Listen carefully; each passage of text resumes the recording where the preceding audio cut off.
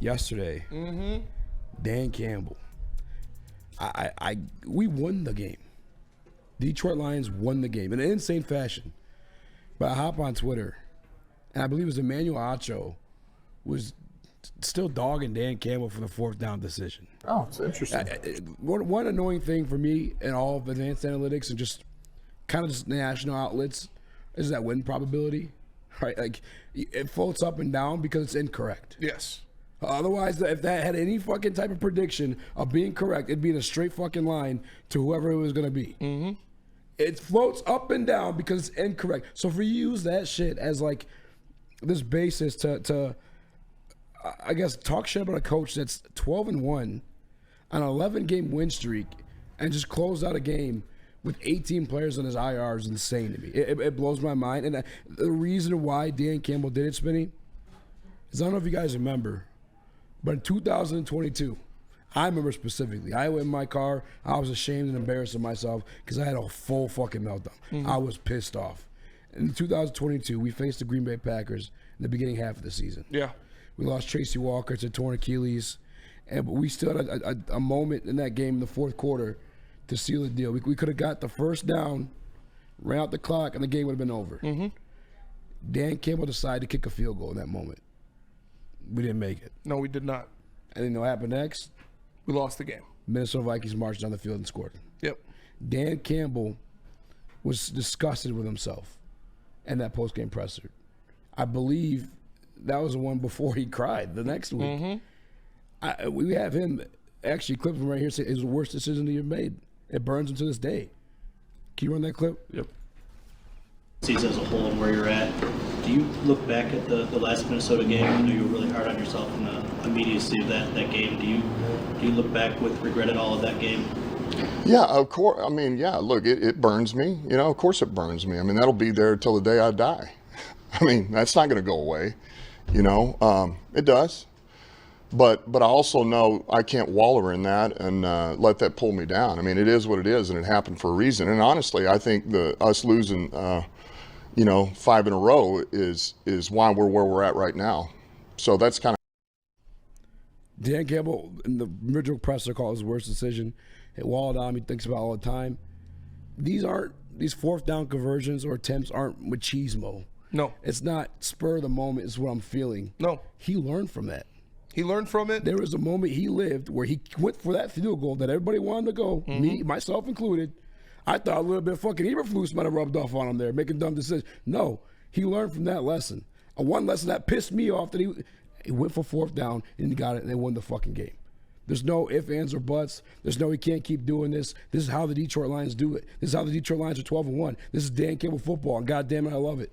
Yeah, I mean, I've never been a fan of Emmanuel Acho and his whole stick. He takes the contrarian opinion and uses these big, buzzwords to act like when everybody believes in one thing or everybody agrees on one thing, he says the opposite to act like he's this smart guy.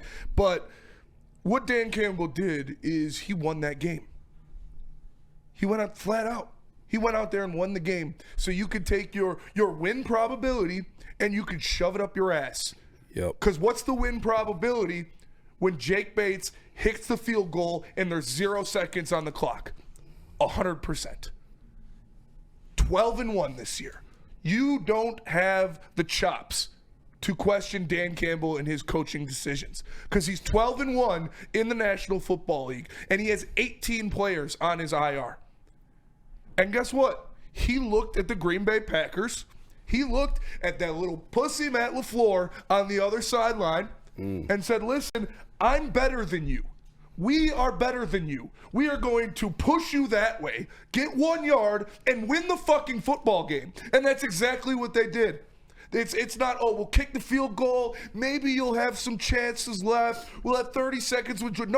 No 30 seconds. No Jordan Love. Packers, you don't get to touch the football for the rest of the game because I say so. Because I get the first down, I kneel the ball out, and I kick the game-winning field goal with 0 seconds left. Win probability, that one for me. How often do teams win when they don't touch the football for the rest of the game? Not very often. 0%. So, yeah, Emmanuel Acho, if you don't like how he's doing it, that's probably why you're not a coach in the National Football League. Dan Campbell this week told them that every single fourth down opportunity they had, that's close enough. They're going for every single last one of them. Chris, you bear that responsibility on this offense when your defense was as depleted as it was. But those guys still showed out and had their moments too. And I was we were watching the game last night at Second Best. Shout out. Both times, what did I say? Go for it. Yeah. Go for it. You go for it. If it is 4th down and 1, I don't care if you're on your own 1-yard line. You go for that, because I believe that David Montgomery or Jahmyr Gibbs running behind the best offensive line in the NFL can get you 1 yard against anybody. I don't care if it's 5 Warren Sapps lined up over there. You go get 1 yard. Big on big. Good on not good. And you win that battle and you get a yard. And that's what he does. That's how he lives. That's why his team loves him. That's why his players would die for this man. Yeah. Because he has faith in them to win. He's not giving the opponent a chance. He's strangling them into submission. It's not just us saying these things. It's not because we feel these things, we're fans, or anything like that. Jared Goff in his post-game presser, he told them, we love that. We love that he wants to put the game in our hands and give us the opportunity. Yeah. He's I'm not the one blocking for us, but I'm damn sure offensive linemen love it just as much too. And then I believe his stick, or one of you guys earlier when I tuned in BDE while I was driving, it's perfect time while you guys were talking shit. Not you, but sticking them. They talked about Dan Campbell changed like the Steph Curry of the NBA or of the NFL because he's changing the game. Yeah, he is. Like they go for it on 4th down so often that it's not a shock. It's not anxiety ridden. It's not stressful. It's routine. It's expected. It's to the point where they run the ball on 3rd and 8s because you have the expectation of going for it on 3rd down because you know your offensive line and that running back can get you close enough in that situation. He is the fucking man. He has the biggest balls in town. Yes. And he's this is the Detroit Lions, Vinny. And we lost. We were the laughing stock of my whole life. This is insane. And you've got one thing that nobody else in the NFL has. You've got number 58. You've got Penei Sewell. You had the best player in football starting a draft out of players in the league right now. Forget Patrick Mahomes. Forget Josh Allen. If I got the 1-1, I am taking Penei Sewell. He is the best player in football. Nobody else has Penei Sewell. I'm running behind him every single time I can because he's going to lead you to victory. Tribal Chief, man, is a fucking monster. I love that man. I swear to God, I love him. He's so fucking good. I said it on BDE. Earlier in his career, I said he'd be top 3 Lion of all time when his career is over. When his career is over, Penei Sewell will be the greatest Detroit Lion ever. Ahead of Barry Sanders and ahead of Calvin Johnson. Mad respect to both of them and what they've done. Arguably the best player in their position ever. Penei Sewell will be the best Lion of all time when all is said and done and he retires. He will be a perennial first-team All-Pro. He will be a multiple-time Super Bowl champion. And he will go down with a statue outside of Ford Field. What up, Chris?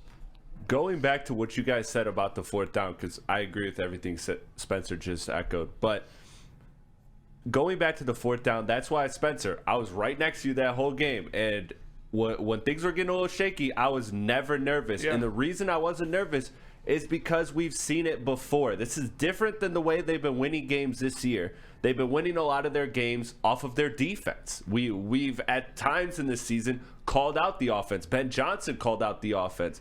This was a game where I just knew they were going to win because of the offense doing what it did, and this was back to their old way of, you know what, our defense isn't quite where we need it to be, so we got to go for these 4th downs. This offense is great. I trust this offense to win us the game. That's why I was so confident about this game, because I've seen the Lions do this. This is what they had to do the last year and a half before this season. Yeah. That's how they had to win games. They had to win games by going for it on 4th down. Now, I don't know the exact numbers, but I would like to think that our fourth down attempts are down this year as opposed to that last sample I just mentioned of the year and a half.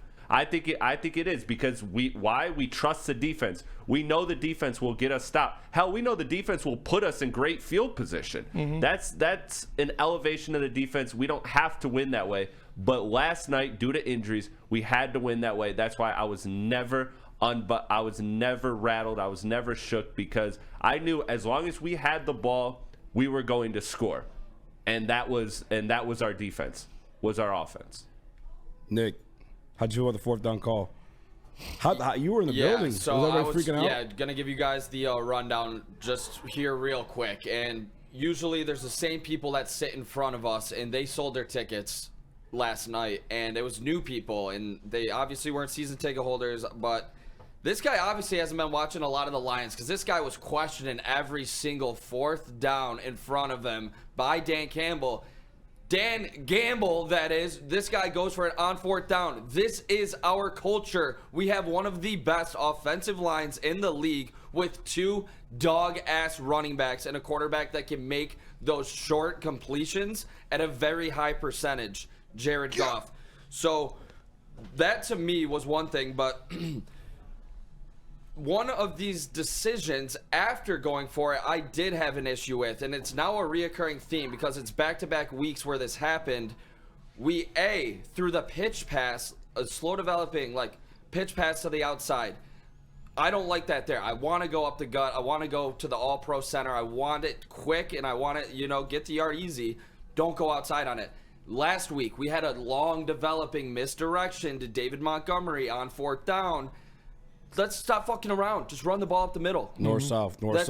Exactly. David Montgomery, get the ball, get up the gut. That's it. That was my only problem with it. But I absolutely love Dan Campbell not letting the Packers touch the ball again. Shout out Jordan Love. 1 for 4 against the Lions in his career as a starter. And Matt LaFleur, being the cuck he is on the sideline watching. Oh, yeah. As Dan Campbell plows his wife. Dominant. Matt LaFleur is on the sideline watching like the cuck he is. It's pure domination. It's who Dan Campbell is, how he presents himself, how he lives his life, and how he coaches football. And shout out to No One in the Woodward Sports Chat, the super chat. Shout out No One. He says he wants the We the People want a Woodward Heavyweights Championship belt. That would be fire merch. That would be fire. That would be sweet. We should do that for. Should we start making the hot dog person throwing like $5 a week? I was gonna say $10 a week. Whoever is in the hot dog suit least on the year gets a championship belt. Sounds good to me. When I'm saying like loser, because we gotta come up with a championship belt. Yeah, $10? loser $5 every week or something like that. Because they're not that We'll expensive. discuss it. Oh, they're expensive. Really? Like $500. Oh yeah, not doing If you that. wanna do a custom $10 a one, week. Yeah, they're up there.